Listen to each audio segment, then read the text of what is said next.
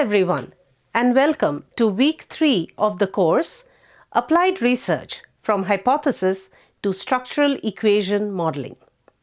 In today's session, we will be discussing about hypothesis testing, one of the most fundamental concepts in statistics and applied research. In earlier sessions, we have learned about the various sources of hypothesis, characteristics of a good hypothesis, how to formulate hypothesis from research questions, and the pitfalls in hypothesis formulation. Today, we take the next critical step, testing those hypotheses using data. Hypothesis testing provides a formal, systematic, and objective framework to make decisions under uncertainty. This session is especially important for students and researchers working in management, economics, social sciences, engineering, and data science, where empirical evidence is used to support or reject theoretical claims. By the end of this session, you will be able to understand what hypothesis testing means and why it is required. Distinguish between different types of hypothesis. Follow the step-by-step procedure of hypothesis testing. Let us begin with the basics.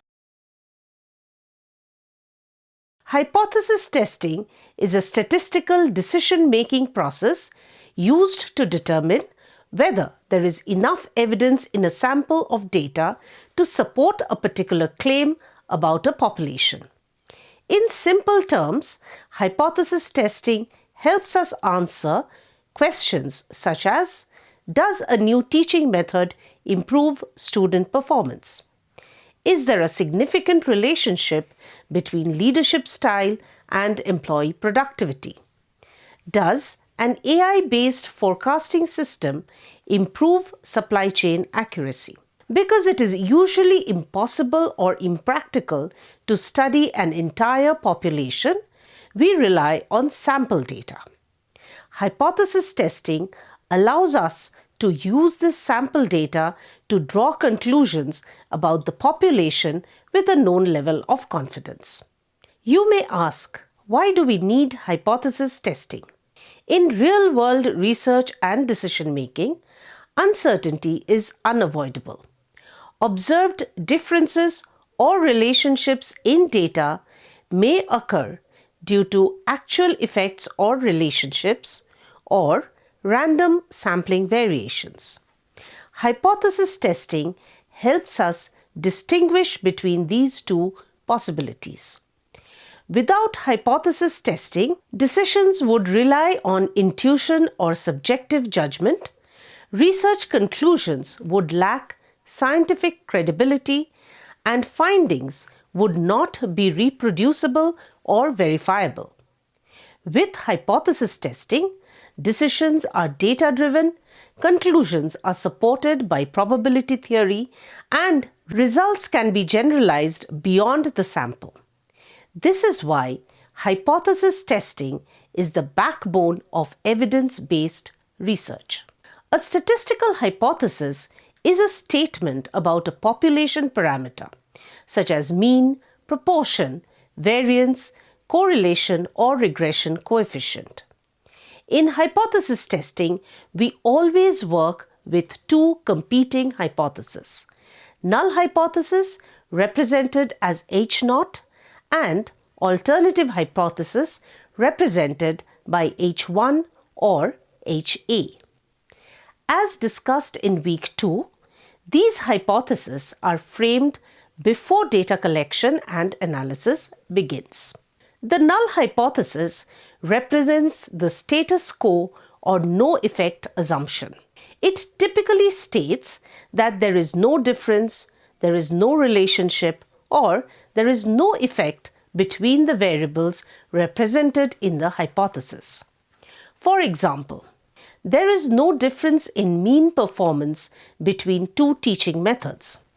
Leadership style has no effect on employee productivity. AI-based forecasting does not improve forecast accuracy. Mathematically, the null hypothesis often includes equality symbols such as equal to, less than equal to, or greater than equal to. The alternative hypothesis represents the researcher's claim or what we want to provide evidence for. It states the opposite of what is stated in the null hypothesis. A difference exists, a relationship exists, or an effect is present. Examples are: the new teaching method improves student performance. Transformational leadership positively affects employee productivity. AI-based forecasting significantly improves forecast accuracy. Note the difference between the null and alternative hypothesis statements. The alternative hypothesis can be directional, that is one-tailed, or non-directional, that is two-tailed.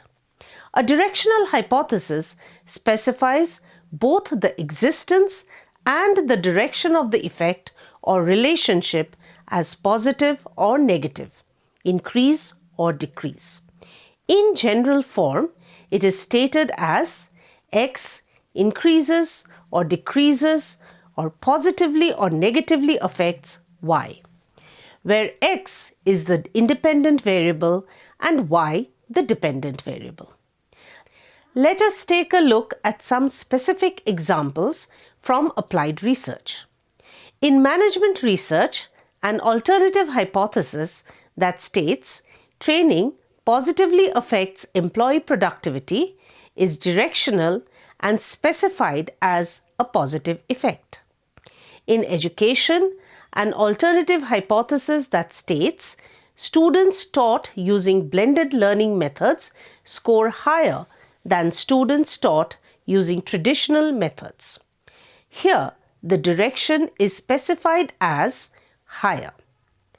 In supply chain or operations management research, an alternative hypothesis stated as adoption of AI-based forecasting systems reduces demand forecast error specifies the direction as a reduction.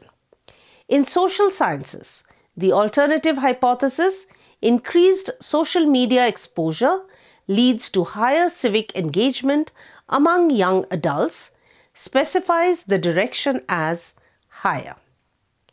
In health or behavioral research, an alternative hypothesis like regular physical exercise lowers stress levels among working professionals specifies the direction as lower.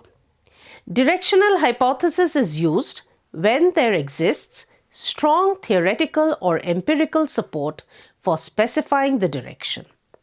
SEM, regression, or causal modeling is being proposed, or researcher wants greater statistical power. A non-directional hypothesis states that a relationship or difference exists but does not specify the direction.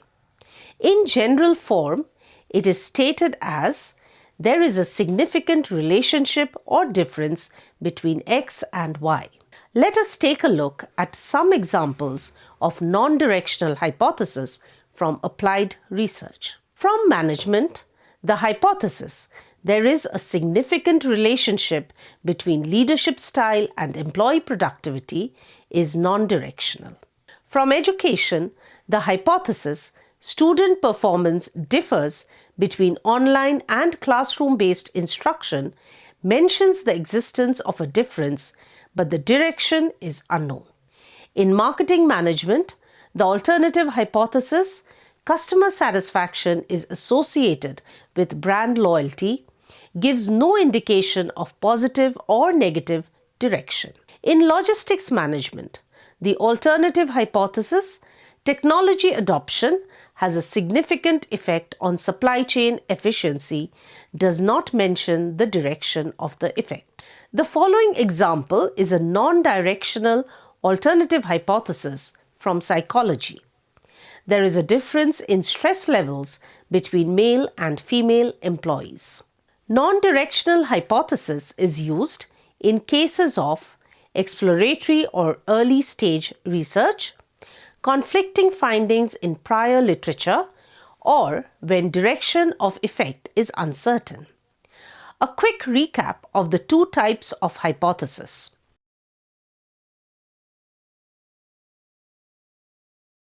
With this understanding, let us now move to the structured process of hypothesis testing. Hypothesis testing follows a logical and sequential procedure.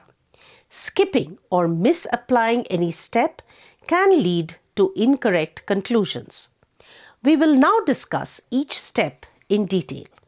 The first step is to formulate the hypothesis and clearly state the null and alternative hypothesis. In week 2, we have already dealt with this in detail. But let us do a quick recap. The key guidelines of hypothesis formulation are: they must be mutually exclusive, they must be stated in terms of population parameters, and they must be formulated before data collection or analysis. For example, the hypothesis for the research question, "Does training improve employee productivity?" can be formulated as: null hypothesis, training has no effect on employee productivity, and alternative hypothesis, training has a positive effect on employee productivity. This step sets the foundation for all subsequent analysis. The next step is to choose the significance level alpha. The significance level, denoted by alpha, represents the probability of rejecting the null hypothesis when it is actually true. Commonly used values are 0.05 or 5%, which is most common in social sciences, 0.01 or 1%, a stricter criterion, 0.10 or 10%, which is common in exploratory studies. A significance level of 0.05 means there is a 5% risk of concluding that an effect exists when it actually does not. This step reflects how much uncertainty the researcher is willing to tolerate. Step 3 is to select the appropriate test. The choice of statistical test depends on nature of the data, whether continuous or categorical, sample size, distributional assumptions, and research design. Common test statistics include z-test, t-test, chi-square test, and f-test or ANOVA. For example, t-test is used for comparing two means. Chi-square test is used for testing association between categorical variables, and ANOVA is used for comparing more than two group means. Selecting the correct test is crucial for valid inference. The next step is to compute the test statistic and p-value. Here, using sample data, we calculate the value of the test statistic and the corresponding p-value. The p-value represents the probability of observing the sample result, or something more extreme, assuming the null hypothesis is true. A small p-value indicates that the observed data is unlikely under the null hypothesis. This step is usually performed using statistical software such as SPSS, R, Python, or Excel. We will be discussing and demonstrating this in more detail in later sessions. Next, we make the decision about whether to reject or fail to reject the null hypothesis. The decision rule is straightforward. If p-value is less than or equal to alpha, reject the null hypothesis. If p-value is greater than alpha, fail to reject the null hypothesis. It is important to note, we never accept the null hypothesis. We only reject or fail to reject it. Rejecting the null hypothesis suggests that the sample provides sufficient evidence in favor of the alternative hypothesis. For a two-tailed test, we reject the null hypothesis when the test statistic falls in the region of rejection, indicated by dark blue in the figure. Here, we have assumed that the chosen level of significance at which the hypothesis is being tested is 0.05. Hence, the region of rejection has been symmetrically split into two zones of 0.025 each at the left tail and right tail of the bell-shaped normal probability distribution curve. For a one-tailed test, the region of rejection falls on one side only. Hence, for an alpha value of 0.05, the entire region of rejection for a left-tailed hypothesis will be towards the left tail of the bell-shaped normal distribution curve, and for a right-tailed hypothesis, it will be towards the right tail of the curve. The final step is interpretation. Statistical significance does not automatically imply practical significance. A good interpretation refers back to the research question, uses plain, non-technical language, explains implications for theory and practice. For example, when we test the alternative hypothesis, training has a positive effect on employee productivity and find the alpha value in the output to be less than 0.05, we can write the interpretation as the results indicate that training has a statistically significant positive effect on employee productivity at the 5% significance level. For applied research, this step is critical for drawing meaningful conclusions and recommendations. To summarize this session, hypothesis testing is a formal method for making data-driven decisions. It involves testing claims about population parameters using sample data.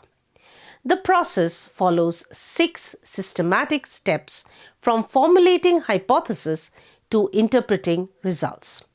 A strong understanding of hypothesis testing enables you to conduct rigorous empirical research, critically evaluate published studies, and make informed managerial and policy decisions.